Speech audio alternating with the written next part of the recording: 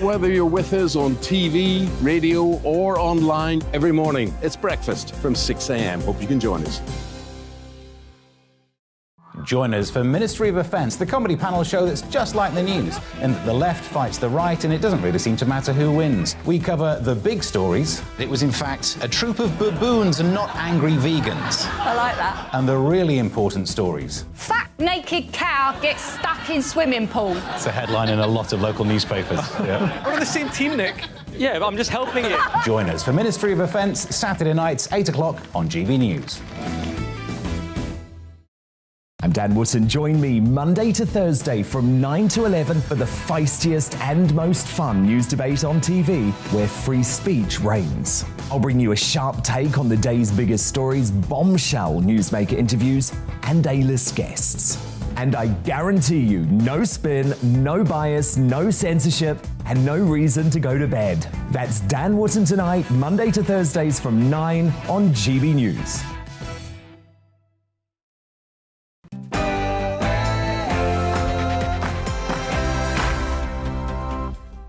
Hello there, it's 6 o'clock. I'm Michelle Dewberry, and this is Dewbs & Co, the show where we'll get into some of the things that have got you talking today. And they say, don't they, that time flies? And goodness me, are they right? Because get this, today marks 6 years to the day that this country voted to leave the European Union.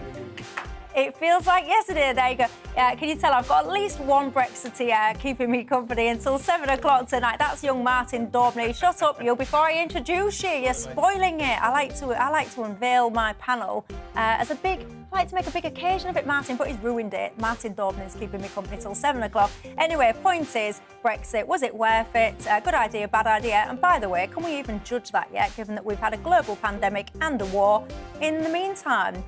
You tell me your thoughts on that. And there's been lots of focus on the potential new British Bill of Rights, talking about that replacing the Human Rights Act. Is it a good idea or not?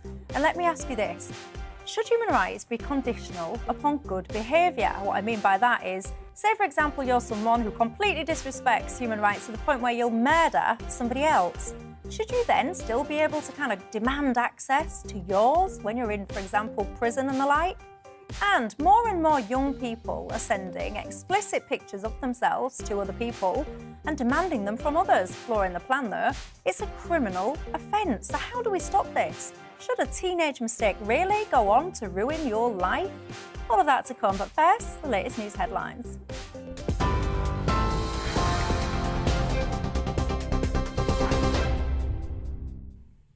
Michelle, thank you. I'm Polly Middlehurst in the GB newsroom. The latest news headlines. The Prime Minister's spokesperson says British Airways should draw up contingency plans to minimise strike disruption at airports this summer.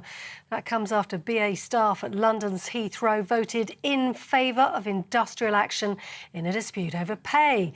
BA says it's extremely disappointed as a 10% bonus had been accepted by the majority of other staff members. Workers, including check-in staff, will now decide when to strike, but the GMB and Unite unions say it's likely to be during the peak summer holiday period. And in more travel disruption, another railway union is planning to ballot staff next week for a further round of strikes. Today, tens of thousands of workers staged a walkout for the second time this week in a dispute over pay and conditions. More industrial action is planned for Saturday. Negotiations continue, but the RMT's Assistant General Secretary John Leach says the current offer on the table needs to be improved. I'm going in anticipation and hope that they're going to put a proper and decent offer on the table. But the thing is, let's talk about what is on the table. 2%, job insecurity, thousands of job cuts, ticket office closures, new contracts, fire and rehire. That's not on. They've got to have a complete reset. And more importantly, probably than anything else, the government have got to get behind the railway men and women of this country and resource and give the authority to the management to negotiate a fair deal. Well, away from strikes, a Nigerian politician is one of two people accused of plotting to harvest the organs of a child after bringing them to the UK. The 60-year-old man and a 55-year-old woman appeared in court charged with conspiracy to arrange the travel of a person with a view to exploiting them. The 15-year-old alleged male victim has been taken into care. The Prime Minister is urging people to keep an open mind about the government's plan to send asylum seekers to Rwanda.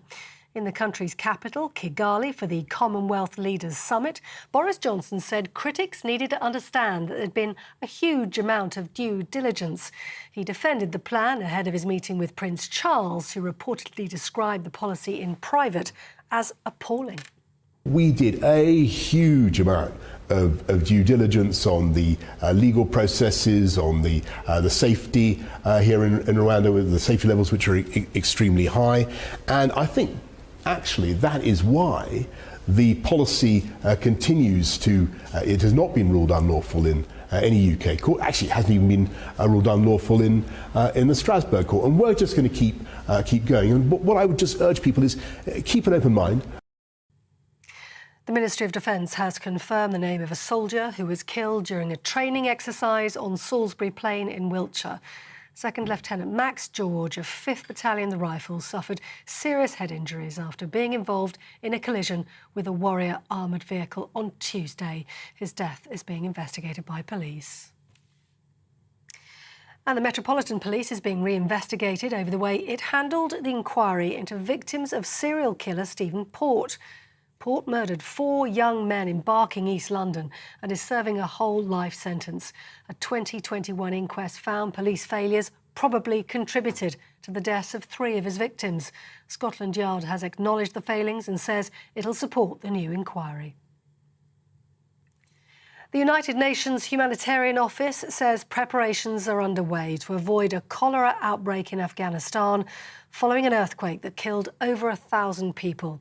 The 6.1 magnitude quake hit the eastern part of the country earlier on this week, destroying homes and injuring another 1,500 people. It's the deadliest earthquake to hit Afghanistan in 2 decades. Search and rescue operations are still underway. And in the United States, the President Joe Biden says he's deeply disappointed after the Supreme Court ruled against New York limits on carrying concealed handguns in public. New York and 8 other states require individuals to have a licence and proper cause, even if they pass criminal background checks.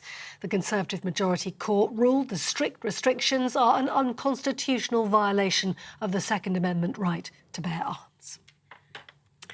You're up to date on TV, online and on your radio via DAB+.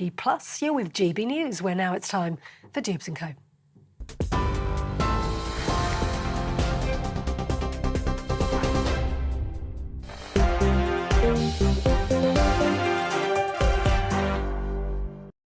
Thanks for that, Polly. What an awful story that was there, wasn't it? That organ harvesting one. You know, it's quite easy to knock the police sometimes, isn't it? Many people do it often. But when you hear stories like that, thank goodness they've done a good job in that instance. That poor 15-year-old boy, thank God he's safe. Right, it's keeping me company until 7 o'clock tonight. One of them has already spoilt my surprise, haven't they? The other ones, Baroness Claire Fox, Director of the Academy of Ideas, Martin Daubney, who is the Deputy Leader of the Reclaim Party, who you heard celebrating, so he was, on my right-hand side, Brexit. That's Claire Fox. I think, what have you just done? I've just thrown my microphone. Look at them, ladies and gentlemen. They come in here, they throw everything around. What can I say? Sitting nicely and professionally at the end there, thank goodness there's one. The founder and CEO of PLMR, Kevin Craig. Good evening to you 3. Hi, Michelle. You are all very welcome indeed. And you know the drill on Dewbs & Co by now, don't you? It's not just about us and our thoughts. It's about you at home as well. What's on your mind tonight? You can get in touch with me, GBViews at gbnews.uk. You can tweet me at GBNews or at Michelle Dewbs. If you haven't already, you can subscribe to us on YouTube. You can download our app. We're right across social media, and you can listen to us on DAB Plus radio as well. So wherever you are very welcome tonight. Can you believe, by the way, 6 years since the referendum? We were promised, wasn't we, an extra 350 million quid a week for the bus, free trade, blue passports, you name it. Many people getting in touch already to say that they cannot believe it has been 6 years. Lots of you saying, thank goodness for GB News, and how you wish we were a thing during those days, because let's be honest, it was not very pleasant, well, for a Brexiteer at least anyway. Right, shall we remind ourselves, by the way, of the Brexit results? Let's have a look. In minutes to 5, we can now say the decision taken in 1975 by this country to join the common market has been reversed by this referendum to leave the EU. The British people have... There you go, Martin Daubney. I'll pick up with you on this one first. 6 years, where are we at? Well, I'd like to start off, if I can, by sort of saying what a joyous occasion this is. And I want to thank everybody out there who voted for Brexit, the 17.4 million who performed a roar that couldn't be ignored. They tried to ignore it. The media did. The political class tried to stop it. David Dimbleby there acted like it was a funeral. Very indicative of the media response, completely out of touch. And thank you to those who voted for myself as a Brexit Party MEP to go to Brussels and Strasbourg and try and get the job done. Now, did we get the job done? I think from the beginning of the withdrawal agreement publication in October 2019, there were clear fault lines. Fishing, Northern Ireland, the level playing field of taxation and rule of law. And all of those things are haunting us to this day. This new report talks in particular about a 30% decline in the fishing industry, which is completely abandoned, I think, by Boris Johnson's so-called oven-ready deal, which is actually a complete turkey. It betrayed the British fishing industry. There should have been a resurgence. We should have had true sovereign control of British waters. That never happened because really we were sold out. We have to remember that there has been this slight thing called a 2-year lockdown that's basically destroyed most of the economies in the Western world, if not the wider world itself. And we will always find that anything that's bad is because of Brexit and anything good is despite Brexit. There will always be that top spin. Are we seeing the sunlit uplands we were promised? No. But where is? Where in the world? It's the same across Europe. I think we should hold fast, and I think we should have gone further in the first place. And I think we still have the faults around Northern Ireland, and I would like to see a proper Brexit. All along, I think we've got a Brexit in name only, and I think that is why we're not seeing the true opportunity realised that we wanted all along. So you still back it, but you think just give it more time? Yeah, I mean, I think we need that all across the West, don't we? I mean, we're all going through hard times. It's not going to get any better either. But we can't blame things like soaring prices on Brexit. Otherwise, it's happening across Europe and America and the Western world too. So, like I'm saying, we haven't really, I don't think, had time to see the benefits of Brexit because we had this terrible thing called the COVID pandemic. Kevin Craig's itching to get in, but before, you're going to have to hold your itch for a moment longer because Claire Fox, I'm going to bring you in next. Where do you stand on it all? Well, I mean, watching the result come through, you know, kind of gave me a gulp, actually, because I was there. It gave him a gulp as well. But no, but I remember it so well. I mean, I couldn't believe it, but of course I was delighted. But the reason why, I mean, it feels a lot longer than 6 years, and the reason was because this date hasn't made the same impact on my mind as it should have done, because actually the day after it became very clear that it wasn't going to happen. Well, not the day after, but, you know, I just thought, well, we voted to leave the European Union, something will happen. But it took years before we actually got to a point where, and you'll know, by 2019, when some of us from all sorts of different political backgrounds, that's where I kind of got to know Martin, stood for the Brexit Party. The only reason we did that was because actually I just thought, oh, my God, we're not going to leave the European Union. So in a way, it's just such a relief that we actually formally left. But it's true that the deal that we had was not great. Anyway, I however, would like to, you know, sort of celebrate a little bit this bit. Brexit was never an end point for me. It was a process, and the process was to remove an anti-democratic body that told British citizens that they couldn't do anything about a whole range of laws that were being imposed on them. It was, in that sense, just stopped you ever feeling as though you had control over your politics.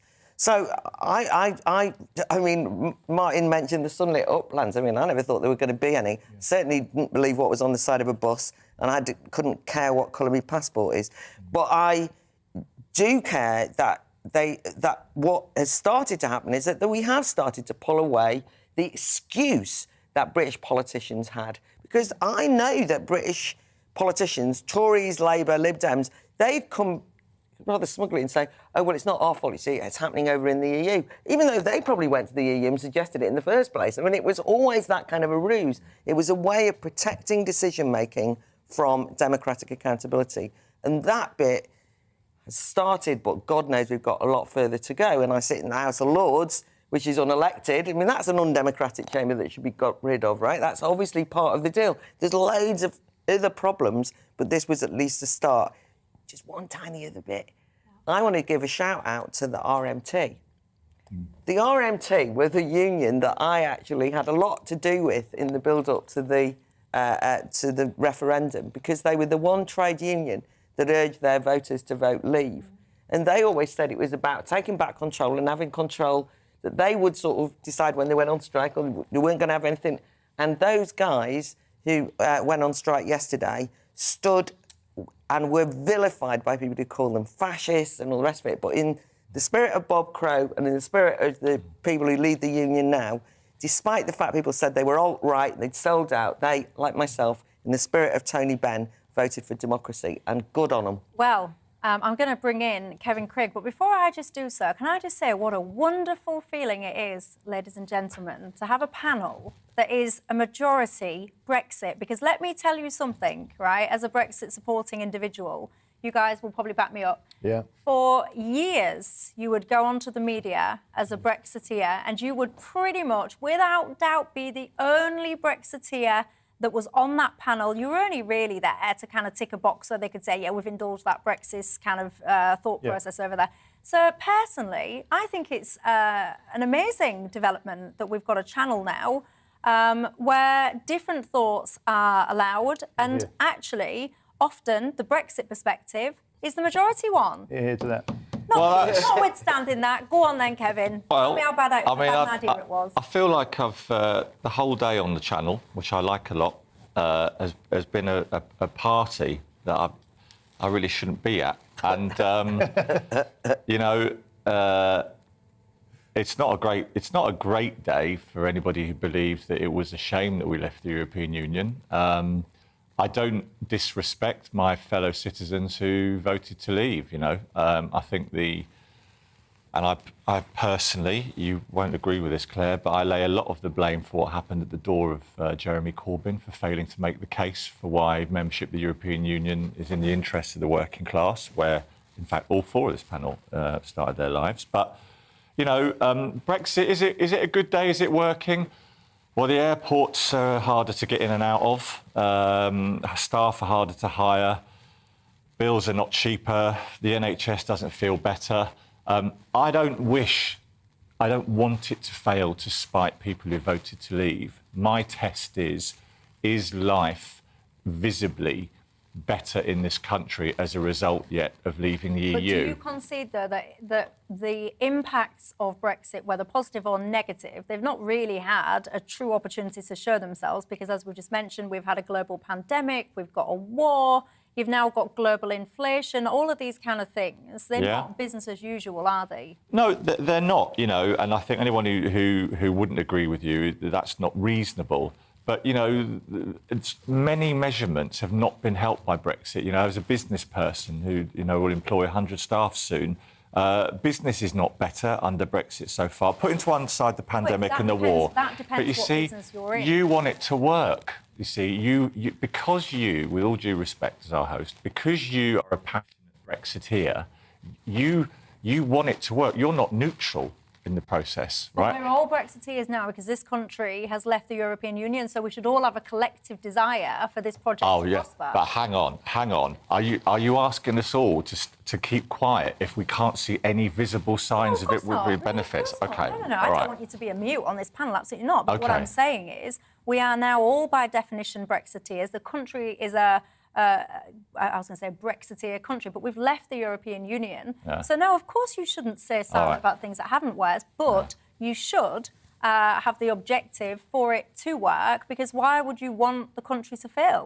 That's true. But, I mean, do I now have to stop reminding everybody that Nigel Farage said if the vote was this close the other way, he wanted a second round? Or is that... I mean, you know, he did say that, you can right? remind us of that. Yeah, you know, that's what happened. And we are a divided country on the issue, but I'm not addicted to the project of European Union membership, right? And I respect the result of the ballot, but I'm just saying, so far, for possibly good reasons that you've identified, Michelle, day-to-day life, I don't see any benefits, and I see a lot of things that feel more difficult. We won't know, will we, for many years to come? I think we'd all agree on that. Fair. Well, actually, I mean, I think that is fair. And I just spoke at the the conference organised by UK and a Change in Europe, which is an academic organisation. I think we can say it's Remain-leaning. And I'm often in your position in their conferences, which is I'm one of the few, right? And they're a bit like... And I've spoke... But to their credit and to Anna Menon and the team's credit, they've always invited a couple of leavers to come, even though you're kind of made to feel a bit odd when you're there, right? But what was interesting about this conference today is that there was a concession that, although you could say, well, it's not working, actually, overall, people did start to say, we don't yet know, certainly in economic terms, what is actually going to happen. But I wanted to also stress, and I've said this right from the beginning, I don't think that Brexit was about economic gains in that way. And people will always say to you on social media, you'll recognise this, you know, tell me one good thing. And what you're trying to say is that people wanted to remove a level, they wanted to take back control in terms of democratic accountability. Now, as it happens, that is an incomplete project, but certainly a massive chunk of decision-making that was made outside of democratic sovereignty has come back. It doesn't mean that the governments are grabbing it, but at least we can get rid of them. We could not get rid of the European Commission, and that was always my argument. So I think that when people say, how has it improved your everyday life? For me, it was the removal of something that got in the way of our capacity to change things for the better. The only other thing to say is that I do think it's problematic that people still see themselves as Leave and Remain, and I think that wouldn't have happened if in 2016, most of the people in my family, a lot of people I know voted Remain, and they accepted it, right? They were fed up and they were furious and there was tears, but they kind of knew they'd lost. But then what happened was that just when they thought it was all over and they were getting used to it, it was almost like ramped up. We don't have to accept this. And I think that created a kind of culture war, in a way, where people started to get stuck in their ruts, didn't they? So now you're either a Brexiteer, and we shouldn't be like that, because now we should all be saying, not that you shouldn't criticise, say, well, I thought it was a mistake, but in order for us to get the most out of it, I would prefer that we were able to do that without kind of giving ourselves a label. Yeah. And that's all sides, by the way, and I agree. But you say people do it without giving yourself a label. See, I mean, I think this all kind of gave rise to people using things like Twitter, so I apologise if you're not a Twitter user, but all of this kind of hashtag, what was it, FBPE, like all of this kind of real visual identification, like look at me with my EU flag, no, look at me with my union flag, like look at me with my follow back pro-EU, whatever it was. And I think it became because it was such an immersive issue. See, if I was in charge of the country, what I would have done is, because it was such a big change for the country, I would have set a threshold. So I would have said, you've got this referendum, but in order for it to be enacted, you've got to have like a minimum, say, 60%. The vote has got to be a minimum of 60%. I would have set some kind of threshold like that to remove all of that. Oh, well, it was only 2% or whatever. What a great point, Michelle. But the point was they didn't. That sounds so surprising. No, You make good points. you always do. You always do. No, but I think Michelle is right. No, but I'm not arguing against that, because I didn't actually go out and campaign for a referendum. It's just that a referendum was offered, and I then thought, oh, there's a referendum, and you went out and argued for it. And the threshold, and we all know what really happened, was that because I was hanging out in the think tanks where they all sat round and weren't they? Talked about what would happen once we defeated the Leavers. Agreed. And people would sit round and say things like, does anyone know anyone who's voting Leave? And when I'd say I'm voting Leave, they'd laugh because they thought this was hilarious. They thought I was joking. Listen, they got their just desserts, Claire. There was an arrogance and a failure. But that's all I'm saying is, so I think that even if you could have said the 60%, it wasn't the point. One thing I remember really well from Strasbourg and Brussels is once Claire Fox gets going, my God, you can't stop it. Look, what I would say about your important point about this division, this tribalism that Brexit created, and by the same token, Donald Trump in America, there's this social media-fueled division, the same fault lines we saw roll through lockdown, and that they will roll through probably everything now. And it's just desperate shame that any time you're on a show like this or any time you tweet about Brexit, there's a huge destructive pile-on. And I wonder where that's getting us. Because, it's not a case of suck it up, you lost, because I'm not like that. It's like, I do believe, I agree with Claire, I would have accepted the result and moved on if we'd lost. I've won elections, I've been hammered in elections. I'm OK with getting hammered, I'm OK with defeat. Yeah. Why can't we be more magnanimous in defeat and try and make a fist of it? I admire your attitude. I know a lot of people seem to want Brexit to fail, to spite the other side, and it's refreshing for you to say that's not the case with you. That's not in our country. I think one of the great things about Britain is, and it is woven throughout our history, is a respect for diversity of opinion. And I do like what shall forever be known as the Dewberry principle. Had we had that and a 60 or 65% threshold, I think that would have been, great in terms of the referendum. But we are where we are, and but hang on, let me just make, because I want to make the point clear. I think it was such a big constitutional change that in order to have removed this tittle-tattle, although it was only 2% or whatever it was, then we need to do it all again. I would have made it very clear. So I do think we should have had a referendum. I disagree with you on that, Claire. I think we should have had a referendum, but I would have set a margin and said, right, because it's such a large change, it's got to be this.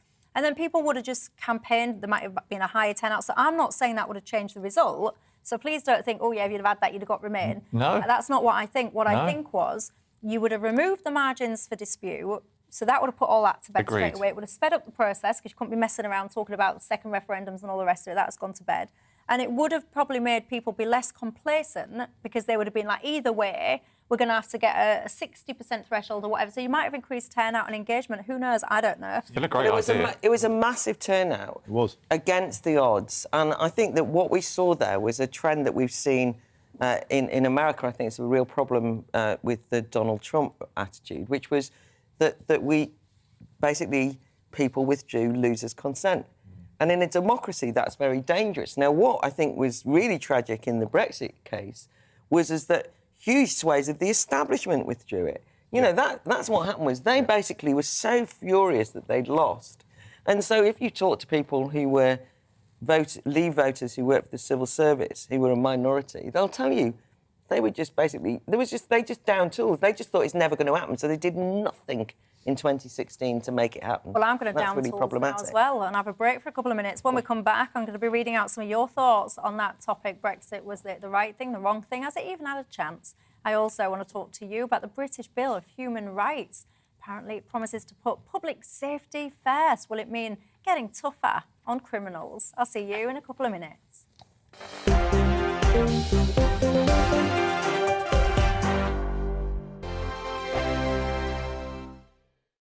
We are GB News. We're right across this great nation. On TV, on radio, on digital. Absolutely everywhere. We don't talk down to you. We embrace all voices.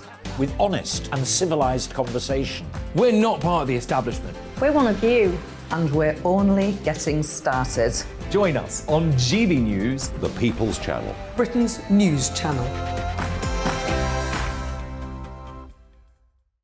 Every morning from 6 o'clock, we'll wake you up with GB News Breakfast with all the stories you didn't know from the night before. So whether it's serious news, entertainment, or your own views from all over our great nation, we're here to kick off your day with a smile. And the national media should be reflecting and reporting what's happening here. You will notice the northwestern accents. Whether you're with us on TV, radio, or online, every morning, it's breakfast from 6 a.m. Hope you can join us. Join us for Ministry of Defence, the comedy panel show that's just like the news, in that the left fights the right and it doesn't really seem to matter who wins. We cover the big stories. It was in fact a troop of baboons and not angry vegans. I like that. And the really important stories. Fat naked cow gets stuck in swimming pool. It's a headline in a lot of local newspapers. Yeah. We're on the same team, Nick. Yeah, but I'm just helping you. Join us for Ministry of Defence, Saturday nights, 8 o'clock on GB News. I'm Dan Wootton. Join me Monday to Thursday from 9 to 11 for the feistiest and most fun news debate on TV, where free speech reigns. I'll bring you a sharp take on the day's biggest stories, bombshell newsmaker interviews, and A-list guests. And I guarantee you, no spin, no bias, no censorship, and no reason to go to bed. That's Dan Wootton tonight, Monday to Thursdays from 9 on GB News.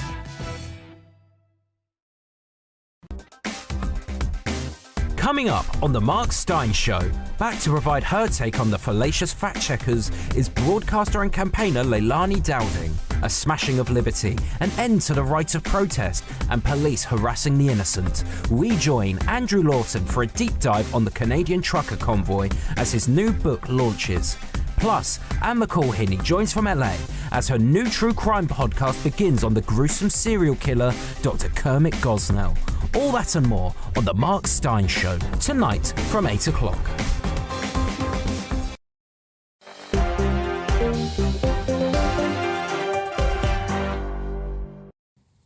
Hello there, welcome back to Dewbs & Co with me, Michelle Dewberry. Quick reminder as to who's keeping me company until 7 o'clock tonight. It's Baroness Claire Fox, Director of the Academy of Ideas, Deputy Leader of the Reclaim Party, Martin Daubney, and Founder and CEO of PLMR. That's a lot of letters there. Kevin Craig, good evening to you three. I found out a very interesting fact accidentally in the break. Claire Fox, do you know how many sugars she has? Can I say how many sugars you have in your drink? Guess how many sugars she has in her coffee, everyone? 4.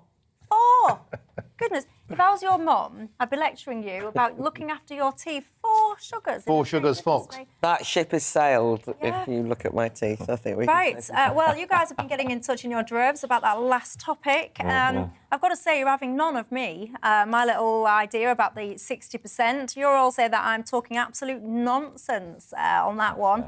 Alan says it's completely anti-democratic, Michelle. Sue says, what are you talking about? We didn't need to increase the turnout. People were massively engaged as it was.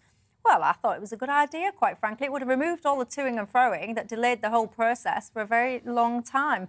Richard says, I've voted leave for the sake of my grandkids, and let's face it, that's how long the whole thing might take. Mark says, we're 6 years in and it's still not done. It's a complete sham, and the only thing that has been done is the British people.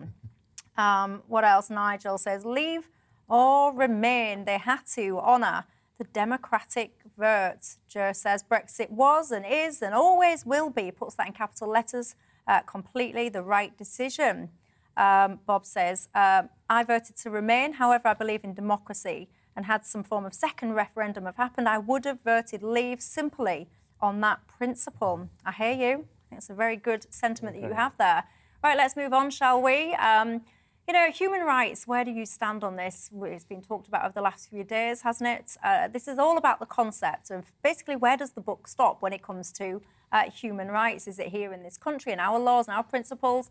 Or is it things like we've just heard, the whole Rwanda flight was grounded, wasn't it, because of the European Court of Human Rights?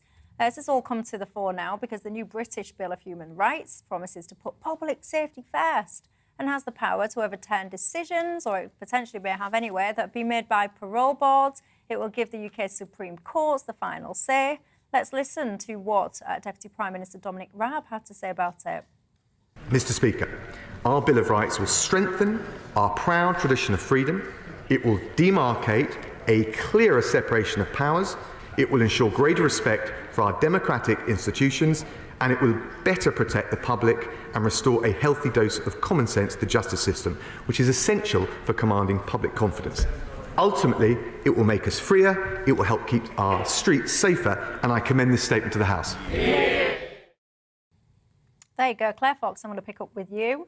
Where do you stand on this? There's a lot of talk, by the way, and I say a lot of talk because this conversation has been going on for years, hasn't it? About, you know, I think it was David Cameron that initially started talking about getting rid of this Human Rights Act, and here we are, 2022, and it's not happened yet. So first and foremost, do you think it's going to happen? Do you think it should in the first place? So I actually think that the Bill of Rights is not a bad idea, and I think that the Human Rights Act definitely needed and needs updating. Sometimes when you hear the discussion on this, you'd think that the only reason we have rights is because Tony Blair brought in the Human Rights Act, which is a nonsense, because actually those rights were fought for decades, centuries, in fact, by ordinary people. The law then can protect them, but they're not dependent on them. But what's happened is, people these days, it's almost like you don't have to be involved in a collective fight to get your rights. What you do is you go to the law courts. And so one of the difficulties has been that it's devalued in a way what the political rights are, and it's turned them into just legalistic rights. So this Bill of Rights, which is not perfect at all, at least says that we've got to rein in judicial activism, and the phrase means that the lawyers, as it were, can overturn democratic decision-making. That's effectively what it means. And that people kind of will go to the law courts all the time, and that can clog up what the democratic decision of a government would be. And that's where the safety thing comes in, I suppose, that there are times when... I don't think that's the main point of this, but there are times when it feels as though the government might make a decision to deport a criminal. This is the classic one that's used. I'm not into all this type of things, but anyway. And then the courts will come along and stop that happening, right? So that's that bit. It's a very common case, actually, a case that's being discussed widely. I tweeted about it earlier on, about some guy that was in one of these grooming gangs. I think it was in Rochdale or wherever it was. He's sitting there, gang raping or orchestrating the gang rape of children. He's impregnated a 13-year-old. He's done all kinds of stuff. And then you can't deport him because, get this, he turns around and says, my children have the right to a role model. Me. I think, they do. And if you want to be a role model to your kids, get as far away from them as you possibly can. And I agree with you, but it's just that I'm just trying to avoid the fact that sometimes people blame human rights for everything. All I'm saying is not always like that. But there's a point there. I wanted to just also commend this bill because it actually says that free speech is a core value. And it actually says it's the core value. I mean, if you actually read the bill, which I've done, that's one of its big issues. Now, as it happens, the government are going to completely undermine that by bringing in the online safety bill, which is completely censorious, so it's a bit mad.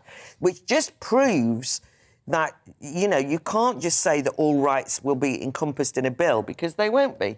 The Human Rights Act was around during lockdown when civil liberties were suspended. The Human Rights Act has been in existence, and everybody says, what will happen to free speech if you get rid of the Human Rights Act? Well, under the Human Rights Act, free speech has been eroded. So I want us to be calmer and not hysterical. Even people that... There's lots of people I know who are reacting as though this is the Tories' power grab. There's loads of things that are Tories' power grabs. I don't think this is one of them. I think this is a Brexit gain, by the way. Bringing laws home domestically. One of the key discussions around the Brexit referendum was sovereign rule of law. Now, of course, we didn't vote to leave the Council of Europe and the ECHR. That wasn't on the agenda. Perhaps it should have been, or perhaps it could be in the future. I mean, I like democracy. I like referendums. So why not have a referendum on that, spelling out the clear advantages? But we must, I think, ask a question which is very unpopular, and it tends to get the barristers and the QCs very, very triggered and angry, and that is, do we have a neutral judiciary? And I think we saw during Brexit the answer is palpably no, particularly when we saw all the efforts to block Brexit from happening. I think that was a real thing. Now, this makes us feel very uncomfortable, but it's a conversation that we must have, because we have to look at these cases. The Rochdale case is a particularly horrendous one, but they keep happening. The inability to deport terrorists, rapists and serious criminals who actually are protected by activists in Peckham or barristers who seem to think that their human rights trump any human rights of any of their victims in the UK. Yeah, in Peckham, if you're not familiar, you're talking about the other weekend, whenever it was, someone was supposed to be getting picked up by the immigration team, and what happened then was a mob was orchestrated on Twitter to surround the van and prevent this person from getting taken That's right, back to Nigeria. Yeah, which I think is appalling. It is appalling. And now what I'm saying is, we live in a truly democratic and fantastic country. We're not a banana republic. But I think these cases make people think that the judiciary isn't on the side of the victims of crime, it's on the side of the criminals themselves. And that, I think, is a stain on British democracy. And I would like to see a full referendum on this, and let's actually have our own law. I think this is tinkering, and I still think that judges will block decisions, and I think that will, just like we said before about Brexit, about Trump, whatever, it will put the people against the judiciary in open daylight, and I think that's bad for Britain. Kevin? Well, there's two things. On the story itself, I think it's going to be quite popular, this bill, actually, and I think from a political analysis point of view, the government does have a mandate to do it. A lot of folks don't like it, but it's both in line with Brexit and it's also in line with the government's desire to make the criminal justice system more victim-friendly. Where I probably don't agree so much is the idea that the judiciary are essentially a bit of a bunch of lefties, which I think might be the point that was being made. I think the evidence seems to indicate they are, but that's just my opinion. Yeah, I mean, that's one for further debate down the pub, but I think successive governments are under pressure. There's a general perception that the legal system doesn't do enough for the victims of crime. Successful governments, such as the one under Tony Blair, and this government, which I think could be deemed yet to be successful, is picking up on something I think that's popular. And I think people should oppose it at their peril, because I think a lot of folks will be in favour of this. So you're in favour of this British Bill of Rights? I'm in favour of anything, broadly, yes, that puts victims before criminals. I've got to say, you surprised me. Not that I like to preempt and stereotype. You mustn't stereotype all lefties as being soft on crime. I think it's a real left-wing thing It's to not be... that it's necessarily soft on crime, but there's a lot of people that are very angry about this, and what they're saying is that, you know, this will be an awful attack on human rights. This will be a very bad thing for this country, and are protesting it quite passionately. They very strongly disagree with it, and I have to say, I thought that you might have been one of them. No, I mean, there's a lot of folks, Michelle, who are who don't like this, who think it's quite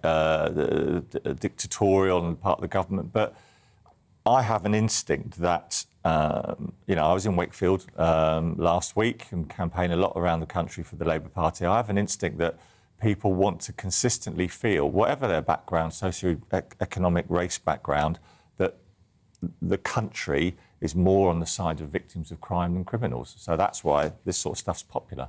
Yeah, I'm a bit harsh though, Claire, because I know you want to come in and make a different point, but I also feel that you either respect human rights as a principle or you don't. So if you're one of these people that are in prison for, I don't know, doing a terror attack on Manchester Arena and killing kids, if you're a mass murderer, well, you've clearly demonstrated to me that you don't respect the principle of human rights. Of course you don't. You wouldn't be blowing up people, you won't be murdering people. So therefore, to me, you've almost excluded yourself then from the ability to start saying, oh, I want my right to this and I want my right to that, and creating problems in the prison system. If your needs are not met on the basis of human rights, I almost feel like you exclude yourself from that. But maybe I'm just being a little bit harsh. Oh, well, I definitely disagree with you on that. I mean, look, the greatest thing that you can do as Why punishment... would you disagree with that? Because if you commit a crime, you lose your freedom. You get locked up, right? And that is like, that's the big right to lose, right? All I'm saying is, I don't think you should then be in prison then demanding your human rights. But if you think about saying you've got no... Well, some do. That's not really what goes on. I work in a lot of prisons, let me tell you. During the lockdown, they were locked up for 23 and a half hours every day. And a lot of the time that happens. But you asked me a question... That's an abnormal circumstance. No, but they didn't have any... Let me give you a very quick example, because I know you want to make a separate point, and I'm just butting in. There was one case, it's in the paper, so it must be true, everybody. A convicted killer... was but I couldn't care if it's one case too many for my liking. Convicted killer was awarded £15,000 from the government after claiming a breach of his Article 8 rights. This was all about who he was segregated with when he was in prison. I think, pack it in. No, I've just said about judicial activism. I'm concerned that there are almost like ambulance chasers, for want of a better word. There are lawyers who will represent people in that way. I just wanted to... Super brief, because I've just been told I've got to go to a break. Okay. Nothing to do with your point. Those people in prison, if you say they have no rights once you've deprived their liberty, does not mean, for example, that you can get their heads kicked in every day by a prison warden. That's all I'm saying. It's like, they do have some rights, and those rights are greatly curtailed by the fact that they are rightly being punished. So I'm not a bleeding heart liberal on this, but I'm not somebody who says they are people who are scum who should be... Right, Claire, so there's a balance in between... Tougher, then people might think twice about doing some of the... It's tough to lock somebody up and basically say you've got no liberty. It can't be that tough, because people get locked up and then they do repeat offence and go back in and go back in and around we go. Anyway, you tell me, do you agree with me or do you agree with Claire? Claire's not having any of it. She's saying, I'm talking nonsense. I'm going to take a quick break. Where do you stand on it all? We'll have some of your thoughts in just a couple of minutes.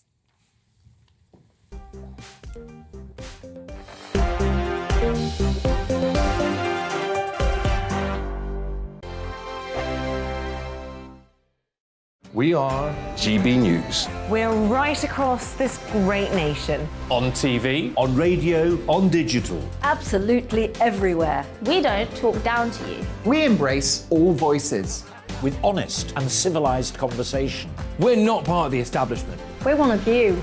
And we're only getting started. Join us on GB News, The People's Channel. Britain's news channel. Every morning from 6 o'clock, we'll wake you up with GB News Breakfast with all the stories you didn't know from the night before. So whether it's serious news, entertainment, or your own views from all over our great nation, we're here to kick off your day with a smile. The national media should be reflecting and reporting what's happening here. You will notice the northwestern accents. Whether you're with us on TV, radio, or online, every morning, it's breakfast from 6 a.m. Hope you can join us.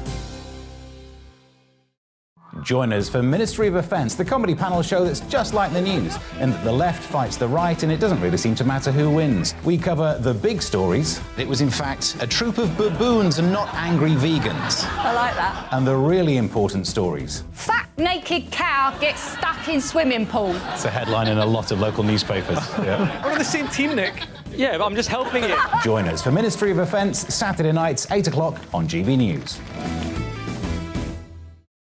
I'm Dan Wootton. Join me Monday to Thursday from 9 to 11 for the feistiest and most fun news debate on TV, where free speech reigns. I'll bring you a sharp take on the day's biggest stories, bombshell newsmaker interviews, and A-list guests.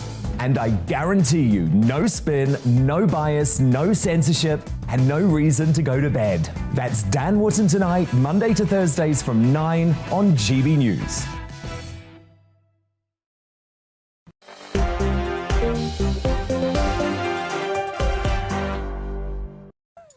Hello there, welcome back to Dewbs & Co with me, Michelle Dewberry. Quick reminder as to who's keeping me company tonight. Baroness Claire Fox, Director of the Academy of Ideas. Also Martin Daubney, who's the Deputy Leader of the Reclaim Party, and the CEO of PLMR, Kevin Craig. Welcome to you three. Keeping us company at 7 o'clock tonight will be Nigel Farage. Nigel, good evening to you. What have you got for us? Thank you. Well, it's 6 years on from Independence Day. There was great hope and optimism. Today we ask, are people satisfied with Brexit? And that applies both to Leavers and Remainers. We'll look at the politics and the economics of it. We'll find out what on earth is going on with the Prime Minister's father and China. He appears to be lobbying for them almost on a daily basis. And joining me on Talking Pints, a veteran of politics going back 40 years, it'll be Lord Peter Lilly. Sounds good. Nigel, we'll see you at 7. Lots of you guys getting in touch tonight. You're loving the show. The sentiment that keeps coming through on the email is how much you're appreciating respectful disagreement. And I think that is so key, because in society, it should be all right to have different opinions. We don't need to have all of this, you think this, so therefore you are a, whatever the insult is. You know, we can all agree to disagree. And I have to say, Claire and I even found a point of agreement in the debate. I'm saying basically criminals deserve everything they get. She thinks I'm a bit harsh. But we did both agree, didn't we, that when you leave prisons, often these guys are just chucked out and left to fend for themselves. So actually we did a bit of a better job when they came out of prison of supporting them, I guess, helping them, guiding them, whatever you want to call it. Maybe we might have less reoffending. We got there in the end, Claire, on that one. We agreed. Many of you... saying on the human rights thing, the thick and fast is coming through that you are in favour of the British Bill of Rights. Someone else says, if you choose not to follow the laws of the land, then you deserve no rights at all. Crikey, not messing around there. The British have no rights. We just get the bills. That's what June says. That's quite funny. Many people will probably agree with you on that one, June. Look, you made all the panel laugh, June. There you go. You brought us all together in the end. Right, it's 1 in 6 teenagers have sent nude pictures of themselves. This is from new research. So-called sexting could lead to criminal charges, though, and lifelong mental health problems. Why? Well, it's not actually legal, Kevin, to do this as a young person, creating sexual images of yourself, sending them, circulating it. It is a criminal act. OK, Michelle, it is in theory, but this is one of those cases where the law might say one thing, but in reality, what we're going to do, go around locking up hundreds of thousands of young people who, in my personal opinion, make the mistake of doing this. I think this is This is about parents being interfering where they can and getting involved in their kids' social media device use. I've got 2 daughters, 16, 14. I hate this trend. All you can do is talk to your children, schools, educate them. And of course, you're going to say, what about those families where parents are not engaged? And we know there's loads of kids in the country with parents, for reasons, good or bad, are not engaged. I agree it's a challenge, but the law's not going to sort this out. No. The law is not going to sort this out. And I don't envy you having... I mean, I wouldn't like to be a teenage girl in this day and age. It was hard enough being a teenage girl in our day and age, but in this one... Well, girls, my observation is that girls are more sensible than boys so far in life, and they get it, I think. I think that a lot of this is, to do with young male behaviour and that being influenced. Right, well, I'll swivel around swiftly then to my right. Young male behaviour, Martin, is it? Yeah, well, in 2013, in a previous life, I made a documentary for Channel 4, as you know, called Porn on the Brain. And after that, I've spoken with about 50,000 teenagers across British schools, from places like Eton right down to kind of council estate schools behind barbed wire. And the situation's the same. Pornography is a part of their lives now, like it or lump it, that genie's out of the bottle. And the sharing of explicit pictures is now a currency of young people who don't understand it's an offence. They don't have any consequence of the fallout of that. And an important part to remember is that teenage brains aren't even fully formed until we're 24. And until then, they like danger, they like risk, they like to be popular. And nobody really talks to them about this. They don't understand that in 10 years' time, this might come up on their CV to hamper their life chances, because there's no real forward planning. But I totally agree with you, Kev. The idea that we criminalise teenagers for a rash moment, I think it's completely the wrong way to go. And instead, we should be in schools talking to them, saying, just hold your horses. Is this the right thing to do? Be that part of their brain that isn't there for them. But then I would... I like you, but aren't you being a bit of a hypocrite? Because one of the challenges that I think we've got is, I like you, but. I like you, but. Stand back. No, Stand back. I don't mean to be unkind, but I think one of the challenges here is we've got a massively over-sexualised society. Yeah. You know, like, you can get, like, things like padded bras for children and all of this kind of weird stuff that I think is all wrong. Anyway, but you used to edit a magazine that was all about... Yeah. Girls' boobs, basically. Precisely, yeah. So I did Loaded for 10 years, and you know, that's part of the reason I looked at this phenomenon as it moved on, because the internet reset everything. It was hard to get hold of pornographic material back in the day. You had to, like, lie about your age or steal it or find it in a hedge. Do you remember that? But now it's absolutely... No, who remembers finding... Men of a certain age, Kev, might. But now it's absolutely ubiquitous. You can't control that. And so it's about critical consumption. You can't stop the access. Many politicians, David Cameron, Daily Mail, got in cahoots, tried to switch off the internet. There's been the Department of Media and Culture have had endless looks at switching off the internet or making it age-restricted. You can't. You simply can't do that. And so all you can do to your kids is say, just think twice before you do it, because it can have implications for your future life. That's it. Claire Fox.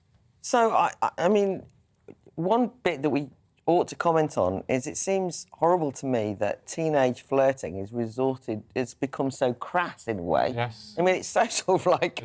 I mean, you know, like, send a picture of your body part. Where are the sonnets it's like...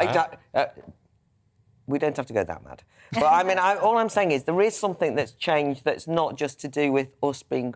Well, me being old and prudish. Yeah. I do think that something's gone terribly wrong when that's the way that you kind of try and impress each other. And I mean, this isn't even like, I'm going to dress nice, I'm going to look nice. This is like actually a disembodied body part, it seems to me. And what you then get is, I think we have to remember that, by the way, there's a sort of policy angle to this, which is we have got used to calling people, you know, cervix havers and people with wombs and things like that. So there's a problem for women, which is that in some ways we're being turned into body parts more broadly. So that's one thing. But I think I started looking at this in relation to America, God, you know, quite a while ago, when I discovered that the sex offenders register in America is actually full of teenagers who are sexting, right? Sex offenders registers forever, seen as people who would therefore never be able to work with children, even though they might have done something when they were 15, But I think Kevin's got a good point, though. It's a bit like with marijuana. The law says You can be prosecuted, but in actual fact, Yeah, but I'm saying it's not kind of put into No, but I'm saying in America it devastate is. lives. I'm saying in America it is. I think that we should learn from that and not do it. Yeah. But that doesn't mean that we should all be complacent and think it doesn't matter. However, when things become social norms, this is the other bit when you're saying about interfering with your kids. I mean, there are obviously lots of things that I look about the modern world and go, oh my God. We could also maybe say that we don't want to have a moral panic about it as well, because there are such terrible things facing young people in terms of hardcore porn they can have access to, people grooming them. I just worry that we might panic as well. This is where we diverge, Claire, right? No, well, I'm not sure. That's what I'm saying. Well, what I think is that, it's not a moral panic to say, listen, look, mobile phones, devices in the modern era, that is the universe. You've got about 20 seconds. Universe. So, we have to control and monitor and manage kids' use of it. We don't prosecute burglars in this country. We're not going to get this through the law. Well, the sentiment that's coming through from you guys at home, you're blaming it all on the parents. You're saying it's the parents' fault that the kids are doing this. I would say if you've got a teenage kid, you've got to ask yourself, you've got to tell them, look, before you press send on this picture, you've got to imagine your That's teacher true. seeing it, We can all agree on that. your friends seeing it, your whoever's seeing it. If you wouldn't want your teacher and your uncle and your auntie and your granddad to see this picture, well, think on before you press send, because this day and age, you don't just hit send to the recipient. It goes everywhere. And who would want that? Ugh, no thanks. Anyway, that's all we've got time for. Thank you very much to the panel. Lots of you emailing in saying that you've enjoyed the panel tonight. They can come again. You guys have yourself a wonderful evening. Thanks for your company, and I'll see you tomorrow. Hello there, I'm Greg Dewhurst and welcome to your latest forecast. We're looking at a humid night across the UK, but it will turn fresher over the next 24 hours or so as breezy and unsettled weather moves in. And that's in association with an area of low pressure which is going to move in and sit with us for the weekend, pushing away that warm weather we've had over the last few days. Green colours here indicating a fresher, breezy feel to things to come. Over Thursday evening, we'll see thundery showers disappear. Overnight, we'll see clear skies developing. So quite a dry night for many of us, but a warm and humid one to come. Temperatures remaining in double figures, 14, 15, 16 Celsius in places. So a humid, uncomfortable night for many of us. But it means a dry start for a lot of us as we go into Friday morning. The best of the sunshine across northern England, eastern England by the afternoon. And the heat and humidity holds on here, so we could see a few showers by the afternoon. A few rumbles of thunder possible as well. Elsewhere, fairly cloudy skies. There will be quite a lot of dry weather around, but a weather front will bring rain to Northern Ireland, western parts of Wales and southwest England through the day. And here, fresher 19, 20 Celsius, but the humidity holds on across eastern England, 24 or 25. The thunderstorms move away as we move through Friday evening. This band of rain pushes north and east across the country, heralding fresher air behind it. A mixture of showers and clear skies moving in during the early hours, and the wind starting to pick up from the west too. Temperatures much more comfortable for sleeping Friday night into Saturday morning, 14, 13 Celsius as a low in places. So a bit more of an unsettled start to the weekend. We'll see a mixture of sunny spells and scattered showers across much of the UK. Bands of rain across Northern Ireland too, turning windy through the Irish Sea. Gales developing around the coast of Northern Ireland. And this remains so over the next few days. Further sunshine and showers, temperatures around average for the time of year.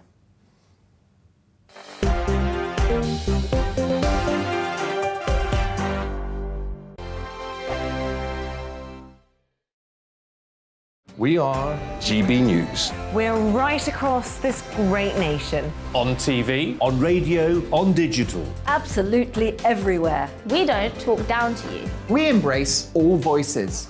With honest and civilised conversation. We're not part of the establishment. We're one of you. And we're only getting started. Join